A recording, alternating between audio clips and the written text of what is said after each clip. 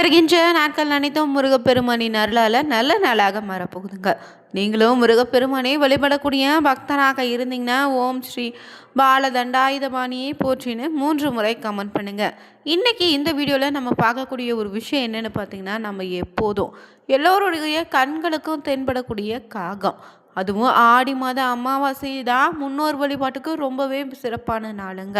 இந்த ஆடி மாத அமாவாசை எப்போது அமையுது, இந்த அமாவாசையில் எந்த முறையில் காகத்திற்கு சாதம் வைக்கலாம், அது மட்டும் இல்லைங்க. இந்த ஆடி மாதம் முழுவதுமே பார்த்திங்கன்னா தினமும் இல்லைன்னா அமாவாசை நாளாவது காகத்திற்கு சாதம் வைத்தா நிச்சயம் உங்களுக்கு ஏற்பட்ட கடன் தொல்லை, தீராத பிரச்சனை, பித்ரு சாபம்னு எந்தவித தோஷமாக இருந்தாலும் விலகிடும். காகம் அப்படி நீங்கள் வைக்கக்கூடிய உணவை எடுக்கவில்லைன்னா என்ன செய்யலாம், எந்த பரிகாரம் செய்தால் சிறப்பான பலன் தருன்னு தெரிஞ்சுக்க வீடியோவை கடைசி வரைக்கும் ஸ்கிப் பண்ணாமல் பாருங்கள். புதியவராக இருந்தீங்கன்னா சேனலை சப்ஸ்கிரைப் பண்ணிவிட்டு கூடவே இருக்க பெல் பட்டனை கிளிக் பண்ணிக்கோங்க. தனிப்பட்ட முறையில் உங்கள் ஜாதக ரீதியாக ஏற்படக்கூடிய பிரச்சனைக்கு சரியான ஒரு பரிகாரத்திற்கோ வீடியோவில் டிஸ்கிரிப்ஷன் கீழே ஜோதிடர் நம்பர் கொடுத்துருக்கோம், அந்த நம்பருக்கு நீங்கள் கால் பண்ணி தெரிஞ்சுக்கலாம். வாங்க வீடியோக்குள்ளே போகலாம். ஆடி மாதத்தில் பார்த்திங்கன்னா அம்மன் வழிபாடு ரொம்பவே சிறப்புங்க. அது மட்டும் இல்லை, ஆடி மாதத்தில் காக்கைக்கு சாதம் வைப்பது ரொம்பவே விசேஷமான பலனை தரும்னு சொல்லுவாங்க. காக்கைக்கு சமைத்த சாதத்தை நீங்கள் தினமும் இல்லைன்னா இந்த அமாவாசை நாளாவது வைத்தாலே முன்னோர்களுடைய ஆத்மாவிற்கு சாந்தி அளிக்கும். மேலும் காக்கைக்கு சாதம் வைக்கக்கூடிய முறைன்னு ஒன்று இருக்குது. காலையில் சமைத்த சாதத்தை குளிச்சு விட்டு சுத்தமான இலையில் வைக்கணுங்க. சாதத்தில் உப்பு, மிளகாய் போன்றவற்றை சேர்க்கக்கூடாது. எளிய முறையில் தயிர் சாதம் இல்லைன்னா வெறும் சாதம் வைத்து கூட நீங்கள் வழிபடலாம்.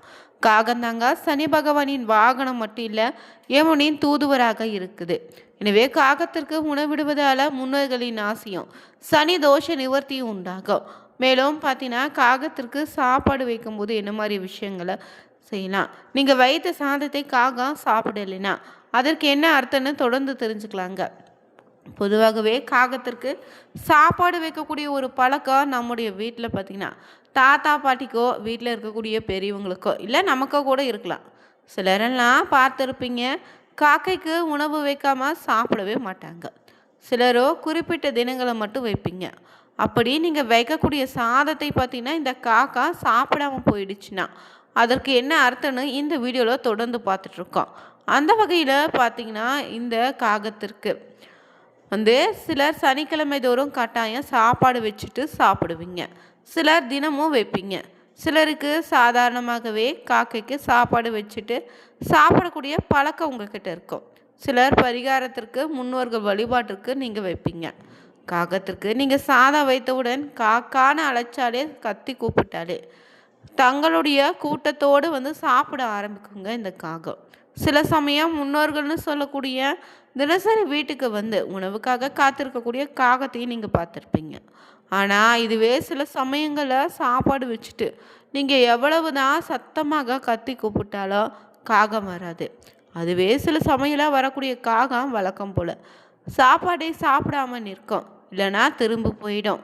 இப்படி நீங்கள் உங்களுடைய பித்ருக்களாக நினைக்கக்கூடிய காகம் நீங்கள் வைக்கக்கூடிய உணவை சாப்பிடாம இருந்தால் அதற்கு என்ன அர்த்தமாங்க?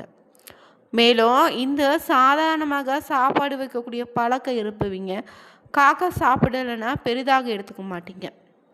அதற்கு பிடிக்கவில்லைன்னு கடந்து போயிடுவீங்க. ஆனால் பரிகாரத்திற்காகவோ இல்லை பித்ருகளுக்கான முன்னோர்களுக்கான வழிபாடுகளை செய்யும்போது உணவு வச்சிங்கன்னா அது சாப்பிடாம போனால் ஒரு நிமிடம் உங்கள் மனதுக்குள்ளே பெரும் குழப்பம் வந்துடும். எதனால் சாப்பிடாம போயிடுச்சுன்னு ரொம்ப குழப்பத்திலே இருப்பீங்க. இதனால் பயம் உங்கள் மனதில் பார்த்திங்கன்னா ஏற்பட ஆரம்பிக்கும். அப்படி சொல்லும்போது என்ன பரிகாரம் செய்தால் உங்களுடைய வீட்டில் நீங்கள் வைக்கக்கூடிய காகம் பார்த்திங்கன்னா சாதம் மீண்டும் எடுத்துக்கினா பித்ருக்களாக நீங்கள் நினைக்கக்கூடிய காகம் நீங்கள் வைக்கக்கூடிய உணவை எடுக்காமல் போகிறதுனா உங்களுடைய முன்னோர்கள் தாங்க உங்கள் மீது அதிக கோபத்தில் இருப்பதாக அர்த்தம். அதாவது நீங்கள் வழக்கமாக முறையாக உங்களுடைய பித்ருக்களுக்கு திதி கொடுத்துக்கிறீங்களா இல்லை யோசித்து பாருங்கள். அதனால் கூட உங்கள் மீது கோபமாக இருக்கலாம். அதே போல் பார்த்தீங்கன்னா உங்கள் வீட்டில் இறந்து போன முன்னோர்களான பித்ருக்களுக்கு திதி கொடுப்பது ரொம்பவே முக்கியம். சிலருக்கு முன்னோர்களின் இறந்த தேதி தெரியாமல் கூட இருக்கும். அதனால் கூட சிலர் திதி கொடுக்காம இருப்பீங்க. இறந்த தேதி மறந்து போனால் கூட பரவாயில்ல, புரட்டாசி, இந்த தை, ஆடி அமாவாசை முதலாவதாக வரக்கூடிய இந்த ஆடி அமாவாசையில் கட்டாயம் பார்த்தீங்கன்னா உங்கள் வீட்டில் இருக்கக்கூடிய பித்ருக்களை நினைச்சு வழிபட்டு அவங்களுக்கு கொடுக்க வேண்டிய திதியை கொடுத்துடுங்க. அப்படி நீங்கள் திதி கொடுக்க தவறினால் கூட காகம் நீங்கள் வைக்கக்கூடிய சாதத்தை எடுக்காமல் இருக்கும். அதே போல் நிறைய பேருக்கு பார்த்தீங்கன்னா அவங்களுடைய குலதெய்வ எதுன்னே தெரியாமல் இருக்கு. இதனால் நீங்கள் செய்யக்கூடிய எல்லா பாவத்தை விட ரொம்பவே பெரிய பாவம் என்னென்னா குலதெய்வத்தை மறக்கக்கூடிய பாவம் ரொம்பவே கொடியதுங்க. அதை ஒருபோதும் உங்கள் குலதெய்வம் உங்களை மன்னிக்காது. மற்ற தெய்வங்களை வழிபட்டாலும் பரிகாரம் செய்தாலும் எந்த பலனும் கிடையாது. உங்கள் குலதெய்வ கோவிலுக்கு போய் வாங்க. தொடர்ந்து 11 நாட்களுக்கு நல்ல நீல தீபம் ஏற்றி இதுவரை உன்னை பார்க்காம தவறு செஞ்சுட்டேன், என்னை மன்னித்து விடுன்னு மனதார வேண்டிக்கோங்க. இந்த ஒரு பரிகாரத்தை நீங்கள் முறையாக செய்து விட்டு பித்ருக்களுக்கான காகத்துக்கு நீங்கள் சாப்பாடு வச்சு பாருங்கள், நிச்சயம் எடுத்துக்கும். அது மட்டும் இல்லை, இந்த ஆடி மாத அமாவாசையில் எப்படி காகத்திற்கு சாப்பாடு வைக்கலான்னு தொடர்ந்து தெரிஞ்சுக்கோங்க. அமாவாசைனாலே முன்னோர்களுக்கு உகந்த தினங்க. இந்த நாளில் தெய்வ வழிபாட்டை செய்வதற்கு மாறாக முன்னோர்களின் வழிபாட்டை செய்தோன்னா நம்முடைய வாழ்க்கையில் பல அற்புதங்கள் நிகழும்னு சொல்லலாம். இதற்கு முக்கிய காரணம் என்னென்னா முன்னோர்களின் ஆசீர்வாதம் நமக்கு கிடைப்பது தான். முன்னோர்களினுடைய ஆசீர்வாதம் கிடைக்காம இருந்தால் தான் குடும்பத்தில் பார்த்திங்கன்னா அடிக்கடி பிரச்சனை, சண்டை, சச்சரவுகள் ஏற்படுங்க. நிம்மதி இல்லாத வாழ்க்கை உண்டாகும். எந்தவித சுப காரியங்களும் நடைபெறாது. அப்படியே நடைபெற்றாலும் அதில் பல தடைகளும் தடங்கல்களும் ஏற்பட்டு கொண்டே இருக்கும். இப்படி இதோடு மட்டும் இல்லைங்க, உடல் ஆரோக்கியத்தில் பாதிப்புகளை ஏற்படுத்தும். இந்த கஷ்டங்களும் தடைகளும் நீங்குவதற்கு முன்னோர்களின் ஆசை நீங்கள் பெற வேண்டும் நினச்சிங்கன்னா இந்த ஆடி மாத அமாவாசை என்று காகத்திற்கு எந்த முறையில் உணவு வைக்கலான்னு தொடர்ந்து தெரிஞ்சுக்கோங்க. அமாவாசை தினத்தில் நம்ம செய்யக்கூடிய தானம் நம்முடைய முன்னோர்களுக்கு சென்று சேருன்னு சொல்லுவாங்க. அதனால தான் அமாவாசை தினத்தில் தர்ப்பணம் செய்யும் இடத்துல ஐயர்களுக்கு பச்சரிசி தானமாக தருவாங்க. அதே போல் பசுமாட்டிற்கு அகத்திக்கீரையும் பழங்களையும் தானமாக தராங்க. அடுத்தவர் போல் காகத்திற்கு உணவளிப்பாங்க. இப்படி நாம் அமாவாசை தினத்தன்று எந்த உயிருக்காவது நாம் தானம் செய்தோம்னா அந்த தானம் நேரடியாக நம்முடைய முன்னோர்களை சென்றடையும். அப்படி முன்னோர்களை சென்று அடைவதன் மூலம் அவங்களுடைய ஆசீர்வாதம் நமக்கு பரிபூர்ணமாக கிடைக்குங்க. அந்த வகையில் ஒரு சில வழிமுறைகளை இந்த வீடியோவில் தொடர்ந்து பார்த்துட்ருக்கோம். ஒரு வருடத்தில் பார்த்திங்கன்னா வரக்கூடிய அமாவாசையில் முக்கியமான அமாவாசை 3 அமாவாசை: தை அமாவாசை, ஆடி அமாவாசை, புரட்டாசி அமாவாசை.